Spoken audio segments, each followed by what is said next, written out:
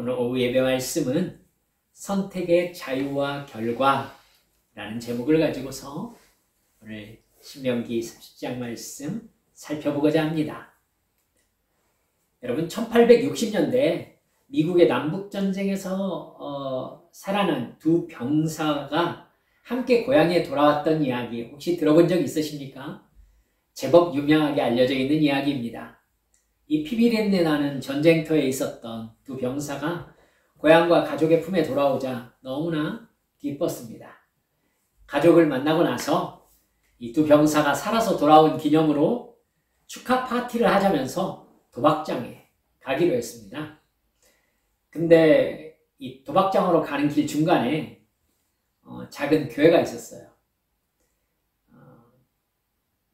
그 중에 한 사람이 교회 앞에 게시판이 있거든요. 그 게시판에 적혀있는 주일 예배 설교 제목을 보게 되었습니다. 죄의 대가는 사망이다 라고 써 있었다고 해요. 그 글귀를 보자 이 청년의 마음에 갑자기 죄의식이 생기기 시작했습니다. 친구에게 넌지시 묻습니다. 야, 오늘 도박장 가지 말고 교회 가서 설교나 들어보는 게 어때? 그 말을 들은 친구가 정색하면서 거절합니다. 결국 한 친구는 도박장으로 갔고 한 친구는 교회로 들어갔습니다. 도박장으로 간 친구는 도박과 술과 여인들이 있는 곳에서 먹고 마시고 즐기면서 전쟁에서 돌아온 것을 자축했다고 합니다. 그로부터 30년 정도의 세월이 흐른 어느 날 감옥에서 한 죄수가 신문을 들고 엉엉 울었다고 하죠. 그날 신문에는 대통령 취임 인사가 가득 적혀 있었습니다. 신문을 보면서 오열한 죄수는 30년 전에 도박장으로 간 친구였다고 하죠. 취임한 대통령이 바로 30년 전에 자기와 헤어져서 교회에 갔던 친구였던 겁니다. 이 사람이 30년 전에는 내 친구였는데 그런 대통령이 되고 나는 종신형 죄수로 감옥에 갇혀 있구나. 회한의 눈물을 흘리면서 방탕하게 살아온 젊은 시절을 후회했다고 합니다. 대통령이 된 친구는 미국의 22대, 23대 대통령을 지낸 클리브랜드입니다. 감옥에 있었던 사람이 말한 이 사연 때문에 아마 이 이야기가 널리 퍼졌을 것입니다. 여러분, 혹시 여러분은 이런 생각 안 해보십니까? 내가 지금 하는 행동 안에는 내가 도달하게 될 인생의 결론이 이미 포함되어 있다라는 생각이요. 내가 지금 하는 행동에 내가 도착하게 될 그 미래의 시간이 이미 들어와 있는 겁니다. 여러분, 우리가 생각하는 것, 우리가 말하는 것, 지금 우리가 행동하고 관계에 맺는 모든 것에는 우리가 궁극적으로 도달할 결론이 어떤 형태로든지 들어와 있습니다. 이 길의 끝이 어떻게 될지 궁극적으로는 알 수 없죠. 하지만 어느 방향은 있지 않습니까? 그렇기 때문에 그 방향의 성격은 알 수 있는 거죠. 여러분, 예를 들어서 게으르고 공부하지 않는 아이들의 삶을 바라보면은 여러분 싹을 보면은 다 안다고들 어른들 흔히들 얘기하지 않습니까? 다 알지는 못하죠. 하지만은 얘 지금 하는 거 보니까 이대로 가면 어떻게 될지는 알 수 있겠다 하는 것 아니겠습니까? 즉, 그 아이가 도달할 인생의 어떤 도착점의 모습이 지금 이 시간에 어떤 형태로든지 이미 들어와 있는 것이죠. 어떤 계기로 획기적인 변화를 맞이할 수 있겠죠. 하지만 이제 여러분 아시죠? 그 변화, 마음먹으면 그냥 변화를 일으킬 수 있습니까? 아주 어렵습니다. 가장 바뀌지 않는 것이 사람입니다. 여러분, 그렇다고 변화의 가능성을 아예 무시할 수는 없죠. 그 변화를 일으키는 방법이 없는 건 아닙니다. 어떻게 하면 됩니까? 내가 도달하고 싶은 그 인생의 도달점의 이미지를 지금이라는 시간으로 가져와서 확장시키는 겁니다. 그러니까 지금 이대로 살아버린다면 결국 도달할 그 도달점이 비극이라면, 고통이라면, 슬픔이라면 그 이미지를 현재에서 쫓아내야죠. 그렇죠? 말은 어렵겠습니다만 내용은 대단히 간단하고 일반적입니다. 게으른 사람, 여러분 이 게으름의 결론은 모를 수 없습니다. 무슨 결론으로 가는지 압니다. 그러면 그 결론에 도달하지 않기 위해서 어떻게 해야 되겠습니까? 지금 여기에서 게으름을 없애가야죠. 당연히. 작심삼일의 습관을 가지고 있는 사람의 인생의 끝은 어떻게 되겠습니까? 가난해지는 겁니다. 그리고 친구 없고 쓸쓸해지고 외로워지는 겁니다. 거기에 도착하고 싶지 않다면요. 지금 여기에서 작심삼일의 습관을 고쳐가야 합니다. 지속적으로. 처음에는 마치 클리블랜드 대통령의 일화처럼 어떤 하루의 잠깐의 다른 선택에 불과할 수도 있겠죠. 하지만 클리블랜드라는 사람은 지금까지 걸어온 인생과 그때 다른 방향으로 걷기 시작한 거예요. 술주정뱅이나 도박을 하는 사람의 인생길에서 비껴서서 하나님을 섬기면서 가치 있게 사는 사람답게 사는 인생길로 걷기 시작한 겁니다. 실패의 요인을 현재에서 뽑아내기 시작한 것이죠. 결국 클리블랜드의 현재에서는 그 도착점의 비극이 점점 줄어들었겠죠. 그리고 어떻게 되었겠습니까? 예수 믿고 참다운 인간가치를 추구하는 이미지가 지속적으로 증가한 것입니다. 그것이 시간이 지나자 여러분 대통령과 사형수라는 차이로 벌어지고 만 것입니다. 주일 예배를 드려야 대통령이 될 수 있다. 이따위 소리를 죄송합니다. 말이 거칠었네요. 그래서 주일 빼먹지 말라 그 정도 얘기를 하려고 하는 게 아닙니다. 여러분. 지금 나의 시간 안에 내가 무슨 생각을 하고 있고 무슨 행동을 하고 있고 지금 이 시간을 어떻게 지내고 있는가 라는 지금이라는 시간 안에 나의 궁극적인 도달점의 시간이 이미 들어와 있다는 것. 그래서 나는 지금 이대로 살았을 때에 도착할 그 결론을 모를 수 없다는 것. 나는 알아요, 나는. 거기에 도착하고 싶지 않으면요. 별 수 없습니다. 내가 지금 이대로 사는 방법을 바꾸든지 방향을 틀어야 하는 겁니다. 지금 여러분의 삶에 드리워져 있는 불행의 그림자, 그 길로 가면 결국 파국에 도달할 수 있는 가능성을 여러분 얼만큼 허용하고 계십니까? 대충 사는 습관, 해야 될 일 미루는 습관, 여러분 죄송합니다만 기도하지 않는 습관, 성경 읽지 않는 습관, 성경 읽지 않으면 어떻게 되겠습니까? 성령님께서 여러분들에게 말씀하실 내용이 없습니다. 성령님께서 나에게 바른 말씀을 주시는 것을 내가 어떻게 알 수 있습니까? 성령님께서 성경을 깨닫게 하시는 방법으로 말씀하셔야 나는 나의 깨달음을 내 생각이 아니라 성령의 말씀으로 신뢰할 수 있게 되는 거 아닙니까? 그러니까 성경을 읽지 않는 사람은 성령께서 말씀하셔도 이게 하나님의 말씀이신지 성령의 깨달음이신지 내 생각인지 구분할 수 있는 방법이 없단 말입니다.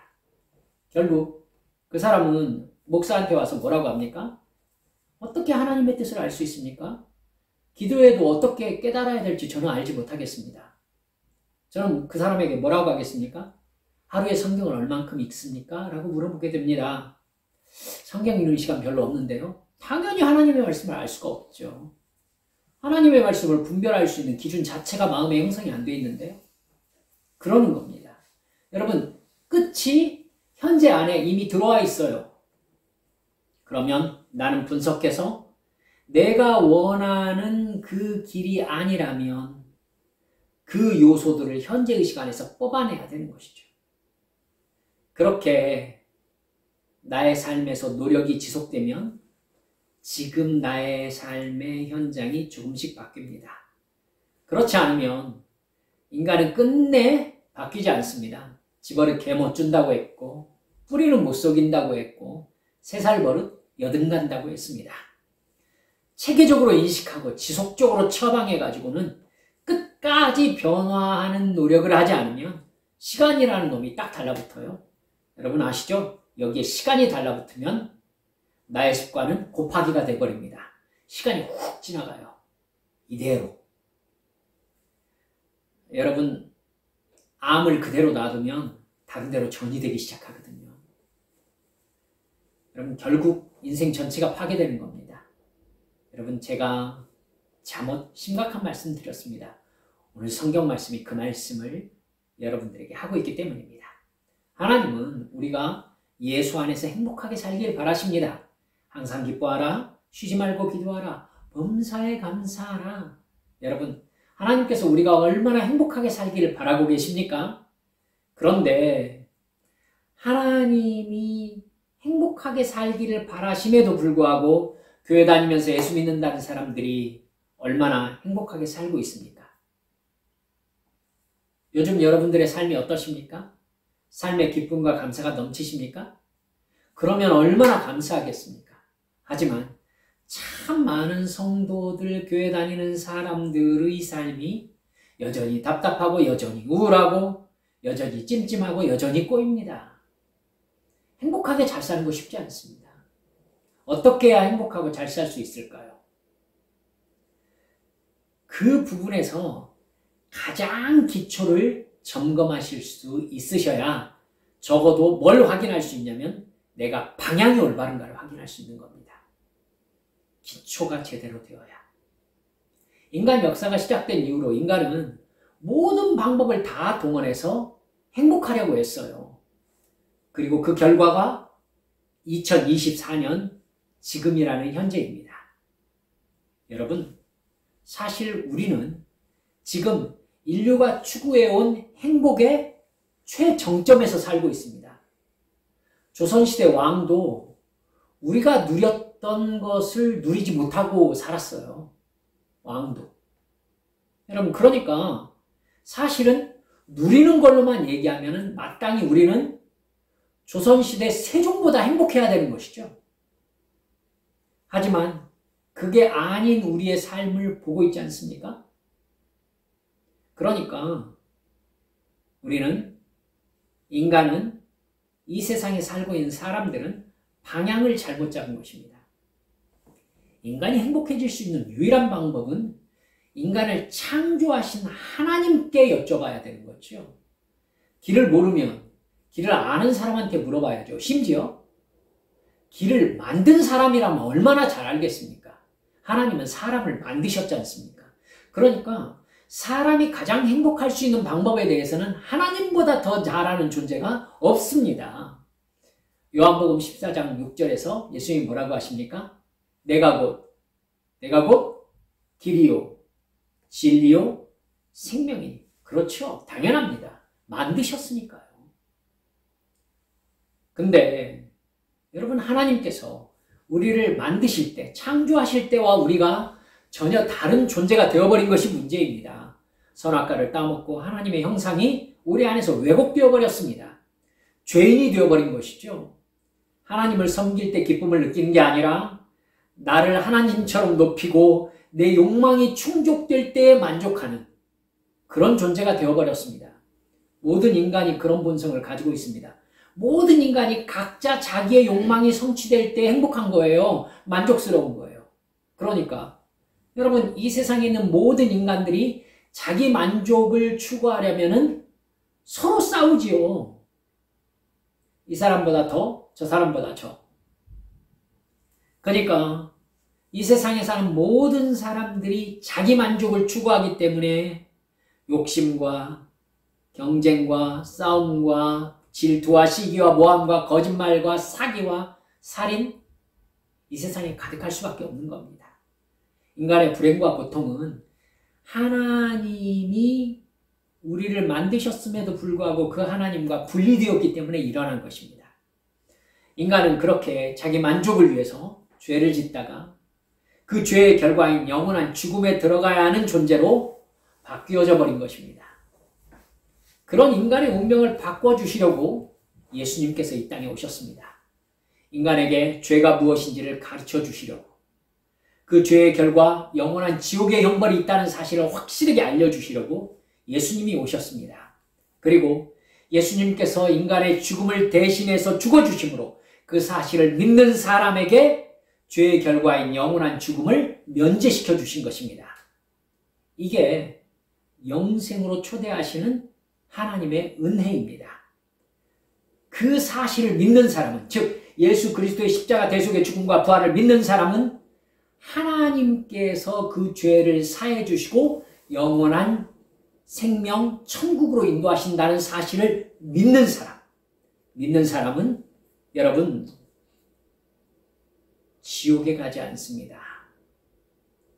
목사들 천국과 지옥에 대해서 정말 얘기하지 않는데요. 우리가 가장 두려워하고 가장 깊이 생각해야 될 게 영생, 천국과 영원한 죽음, 지옥입니다. 천국과 지옥이 없다면 예수님께서 그렇게 십자가에서 못 박혀 죽으실 만한 이유가 없습니다.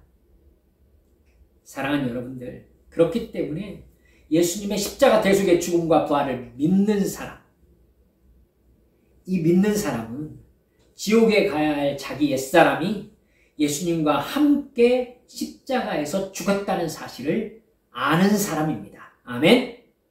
여러분, 절대 잊지 마세요. 예수님을 믿는다는 것은 내가 예수님의 죽음과 함께 나의 옛사람이 십자가에서 예수님과 함께 죽었다는 걸 믿는 사람이에요. 그리고 예수님의 부활과 함께 나는 하나님의 자녀로 거듭났다는 사실을 믿는 사람인 거예요. 이제 그 사람은 죄가 뭔지를 압니다. 내 육체의 이익을 위해서 우상을 숭배하는 게 얼마나 큰 죄라는 걸 아는 사람입니다. 내 만족을 위해서 다른 사람을 해롭게 하는 것이 얼마나 큰 죄인지를 압니다. 나를 지으신 하나님을 아버지로 섬기면서 예배하고 나를 지옥에서 건져내시기 위하여 나 대신 죽으신 예수님을 사랑하는 사람이지요. 여러분, 그 말씀에 순종하는 결단이 마음속에 있을 수밖에 없습니다. 나의 생명을 살리신 분의 말씀이시니까. 그 예수님의 영이신 성령님의 감동하심과 인도하심을 따라 살아가는 것이 의로운 삶이라는 것, 마땅히 살아야 되는 삶이라는 걸 아는 사람이 바로 구원받은 사람인 것입니다. 여러분, 지난주에도 살펴보았지만 안다, 영적으로 인식한다 라는 사실은 하나님께서 내 영을 살리시고 깨닫게 해주셔서 영의 사실을 인식시켜 주셔서 알게 된 것입니다. 나는 스스로 그걸 인식하게 될 능력이 없습니다. 우리가 말씀을 살펴보았듯이 그것이 바로 은혜입니다. 은혜. 그 은혜는 우리에게 처음에는 어떻게 임합니까? 강권적으로 임합니다. 여러분, 주님께서 우리에게 맨 처음 내 영혼을 살리실 때, 살려내실 때에는요, 그건 나의 허락을 구할 수가 없어요. 그렇죠? 나는 그때 영적으로 죽었으니까. 죽은 자를 살리는 건 온전히 하나님께서 살리시는 겁니다. 여러분, 아담과 하와를 하나님께서 만드실 때 아담과 하와의 허락을 받습니까? 아니죠. 그건 관계가 아니에요. 하나님께서 강권적인 은혜를 베푸셔서 살려내신 겁니다. 아담과 하와를 만드신 겁니다. 여러분, 그리고 그 사실을 알려주시고 난 다음에는 어떻게 됩니까? 하나님은 선악과를 만드시고요, 선악과를 따먹지 말라고 하십니다. 여러분, 맨 처음에는 하나님이 강권으로 살리신 다음에 그 다음에는 철저히 뭘로 돌아가시는 겁니까? 관계로 돌아가시는 거예요. 선악과는 따먹을 수 있었고 따먹지 않을 수도 있었어요. 여러분, 똑같아요. 하나님께서 우리를 영적으로 살리실 때에는 예수 그리스도의 십자가 대속의 죽음과 부활을 그냥 믿게 하십니다. 성령께서 임하셔서 영적인 진리, 이 십자가 대속의 죽음과 부활의 이 복음이 내 안으로 쏟아져 들어옵니다. 저항할 수가 없어요. 내 영이 살아났습니다. 하나님이 계십니다. 천국이 있습니다. 지옥이 있습니다. 죄에 대한 심판이 있습니다. 내가 죄인입니다. 이건요, 내가 인식하려고 어떻게 해서 그렇게 되었다를 알기도 전에 그냥 쏟아져 들어오는 진리예요. 이건 내가 어떻게 저항할 수가 없어요. 그냥 알게 된 겁니다. 그리고 그 다음에는요, 그렇게 나에게 영적인 진리를 알려주신 하나님의 말씀에 순종하여라. 선악과를 따먹지 말아라. 여러분, 그 다음에는 순종할 수 있고 거절할 수 있어요. 선악과를 따먹을 수 있고 따먹지 않을 수도 있어요. 여러분, 왜 하나님께서 그렇게 하시는 걸까요? 사랑하시기 때문입니다. 만드시고 자유롭게 놔두시면서 하나님을 사랑하기를 바라시는 겁니다. 말씀드렸죠. 사랑에서 가장 중요한 게 뭐라고요? 자유입니다. 내가 선택해서 사랑해야 사랑인 거지, 사랑할 수밖에 없어서 사랑하는 건 사랑이 아니죠. 그렇죠? 내가 결정한 사랑이어야 사랑인 거잖아요. 그러니까 하나님의 말씀에 순종하기로 내가 결정하고 순종해야 하나님을 사랑하는 거잖아요. 선악과를 따먹을 수 있지만 따먹지 않아야 순종하는 거잖아요. 하나님을 사랑하는 거잖아요. 그렇죠? 따먹을 수 없다면 어차피 따먹을 수 없으니까 그걸 사랑의 행위라고 볼 수 없죠. 똑같습니다. 맨 처음에 살리실 때에는 관계가 배제되어 있습니다. 살려야 되기 때문이죠. 하지만 그 다음부터는 하나님이 철저하게 관계를 추구하시는 하나님이시라는 걸 절대로 잊지 마시기 바랍니다. 선악과를 못 따먹게 하신 게 아니라 따먹을 수 있게 하시고 따먹지 않는 것이 나를 믿고 사랑하는 거다. 이렇게 말씀하신 거죠. 내 영혼을 살리신 후로 하나님은 즉시 하나님께서 나를 얼마나 사랑하셨는지를 깨닫게 하신 다음에 내가 하나님의 말씀에 순종함으로 나도 하나님을 사랑하기를 바라시는 것입니다. 여러분, 그러니까 바로 내가 하나님을 사랑해서 하나님의 말씀에 순종하는 그 행위, 그게 바로 믿음인 것입니다. 여러분, 구원은 뭘로 받아요? 바로 이 믿음으로 받습니다. 할렐루야. 그래서 여러분, 은혜는 무엇을 위해서 주어지고? 믿음을 위해서 주어지고, 믿음은 어디로 흘러가고? 순종으로 흘러가고, 이것이 무엇을 이루어요? 구원을 이룹니다. 여러분, 이걸 절대로 잊지 마셔야 돼요. 이걸 하나라도 빼먹으면은 여러분, 이단입니다. 믿음을 요구하시면서 하나님께서 가장 중점적으로 보시는 것이 순종입니다. 믿음은 마음 상태나 개념이나 지식이 아니라 행동으로 하는 순종으로만 증명되기 때문에 하나님은 내가 네 믿음을 본다라고 할 때에는 순종을 보시는 겁니다. 누군가와 사랑에 빠지면 여러분 어떻게 하십니까? 그 사람을 만납니다. 그 사람과 만나서 뭘 합니다. 자꾸 그 사람에게 얼쩡됩니다. 왜요? 사랑하니까요. 사랑은 그렇기 때문에 생각이 아니에요. 행동입니다. 행동. 그렇게 하나님의 은혜를 받아서 믿음으로 반응하며 순종하는 것 전체가 하나님과의 사랑의 관계이고 구원 안에서 살아가는 삶인 겁니다. 하나님이 나를 사랑하시는 것이고 내가 하나님을 사랑하는 것입니다. 이게 구원이에요. 그 과정에서 우리는 지속적으로 갈등에 부딪힐 수밖에 없습니다. 이제 이해하시죠? 아직 죽지 않은 육체의 본성, 죄를 향한 우리의 본능적인 죄성이 우리 안에 아직 남아있기 때문입니다. 육체의 본성이기 때문에 그래요. 이게 죽을 때까지 이 갈등이 사라지지 않습니다. 예를 들어서 제가 언젠가 전도사 때 맨 처음 사역했던 교회에 찬양대 세미나 강사로 간 적이 있었습니다. 찬양대 세미나를 진행해달라고 해가지고는 말씀을 준비해서 갔더니 그때 교회에서 제가 참 많이 사랑을 받았던 기억이 나거든요. 한 150명 정도가 앉아 계시더라고요. 다 찬양될 리가 없죠. 네. 총무 되시는 분께서 세미나 시작 전에 앞으로 좀 나오시라고, 뒤에 좀 늦게 오시는 분들 이렇게 자리 좀 비워주시라고 앞에서 광고를 하지 않습니까? 여러분, 그 광고를 3번, 4번을 하는데 움직이는 사람 한 사람도 없었습니다.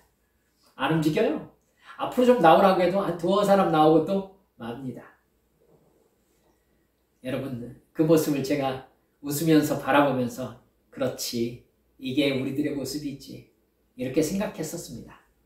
우리는 아담과 하와에게서 물려받은 불순종의 본성이 있습니다.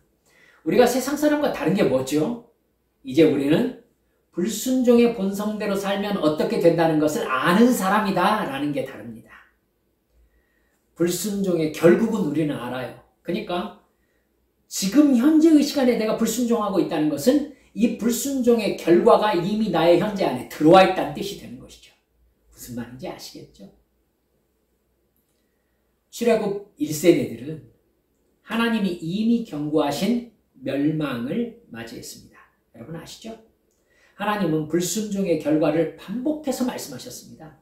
하지만 그 말씀을 은혜로 받지 않고 믿지 않았습니다. 그러자 그들은 순종을 하지 않았습니다. 그리고 그들은 끝내 구원에 들어가지 못하게 된 것입니다. 봐요. 하나님의 은혜를 믿지 않자 순종할 수 없었습니다. 그러자 그들은 구원받을 수 없게 된 것입니다. 여러분, 그들의 불순종 안에는 그들의 멸망이 이미 들어와 있었던 것이죠. 하나님은 홍해 사건, 만나 사건, 물과 메추라기, 하나님께서 이러한 그들의 생활의 필요를 공급하시면서 하나님께서 너희들을 돌보고 계신다. 믿어라. 믿을 수 있는 증거들을 삶에 이렇게 많이 베풀어 주셨습니다. 하지만 그 사실들을 누리고 있으면서도 출애굽 1세대들은 어떻게 반응했습니까? 맨날 만나밖에 먹고 나는 못 살겠다. 은혜를 은혜로 받지 않은 거예요. 은혜에 감사하지 않은 거예요. 은혜가 그들에게 은혜가 되지 못하니까 하나님께서는 분명히 그들에게 은혜를 베풀고 계시거든요. 아니, 하늘에서 매일 먹을 만나가 내리고 있습니다.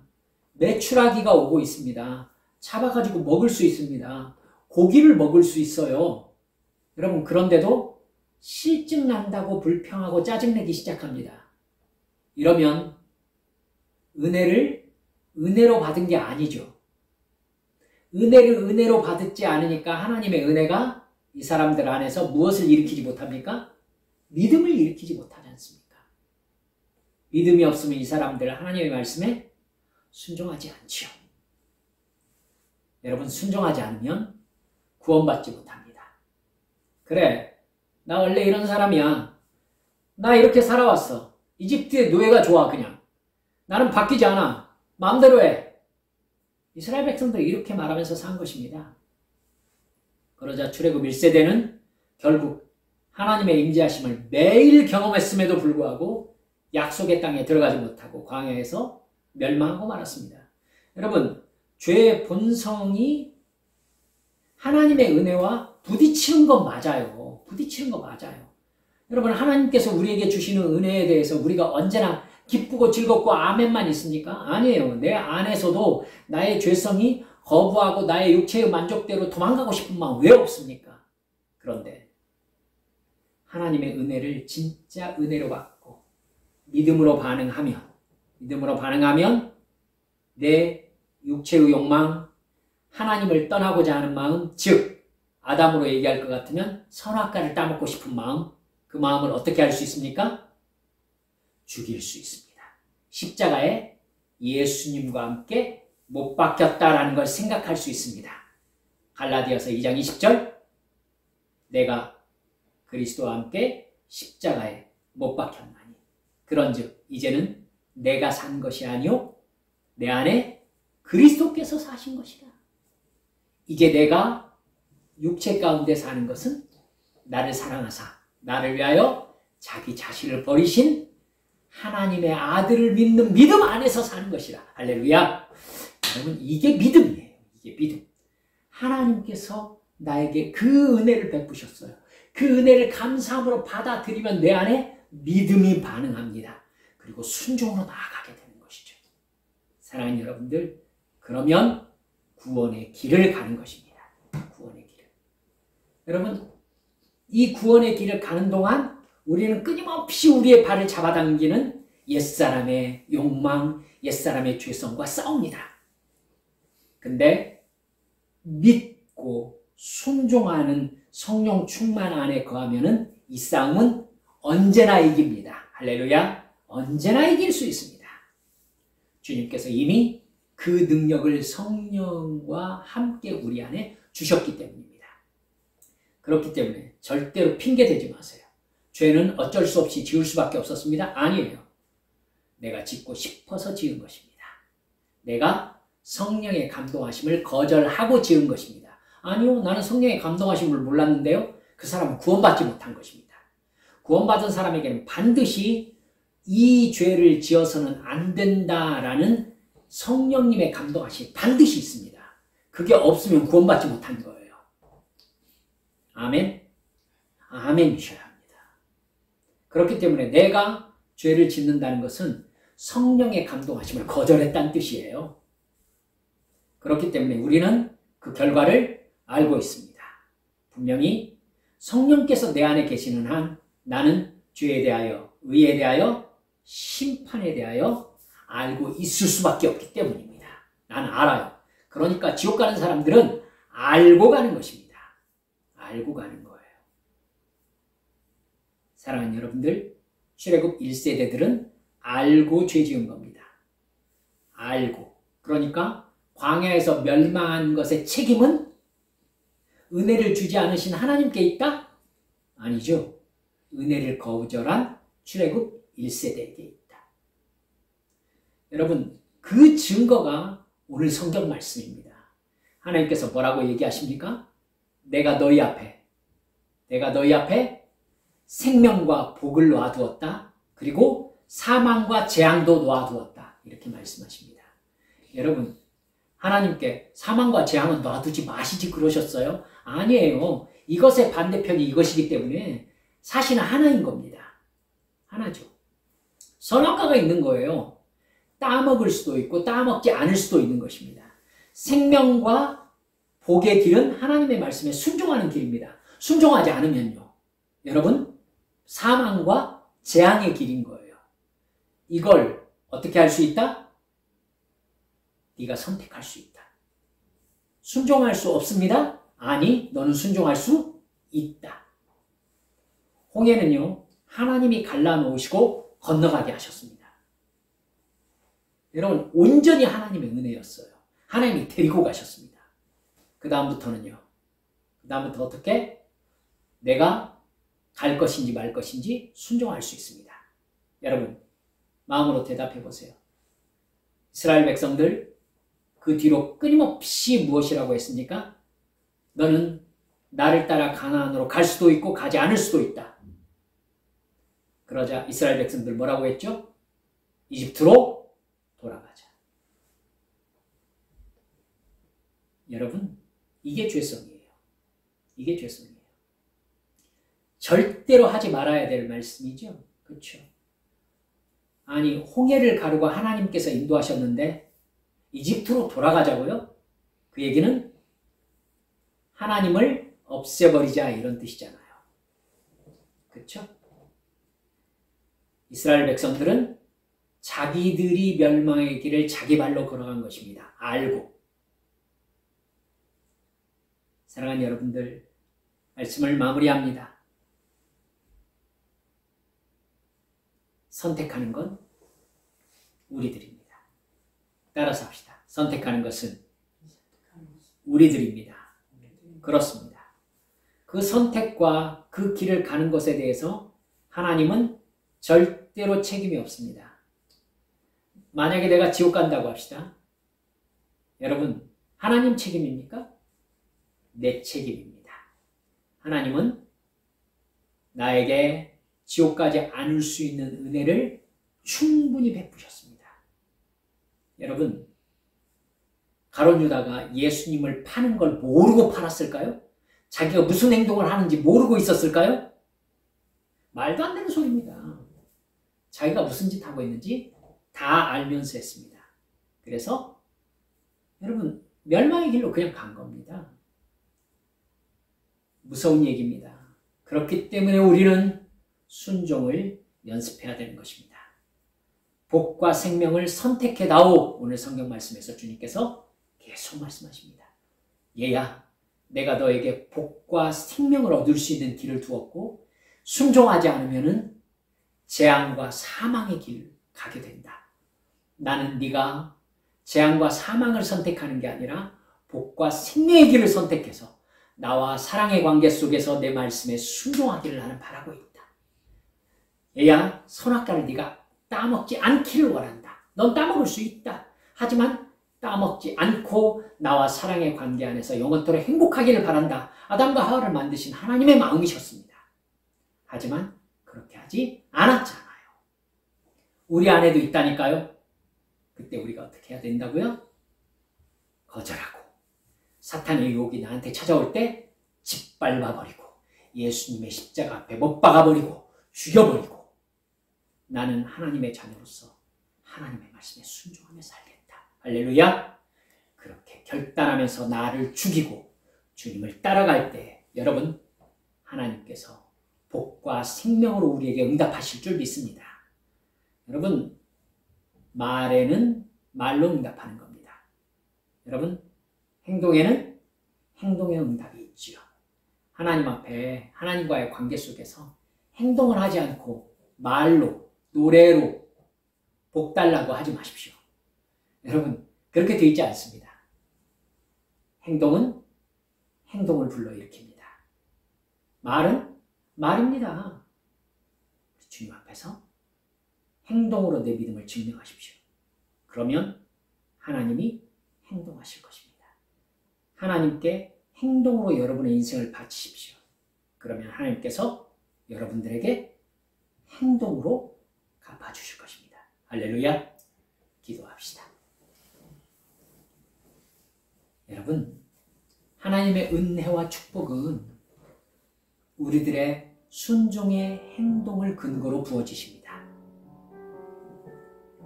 지금 한국 땅에 예수 믿는다는 사람들 말만 있고 행동이 없습니다. 행동하지 않습니다. 그리고 왜 아무 일도 일어나지 않느냐고 이상하게 생각합니다. 당연하죠. 순종은 말이 아니라 행동이기 때문입니다.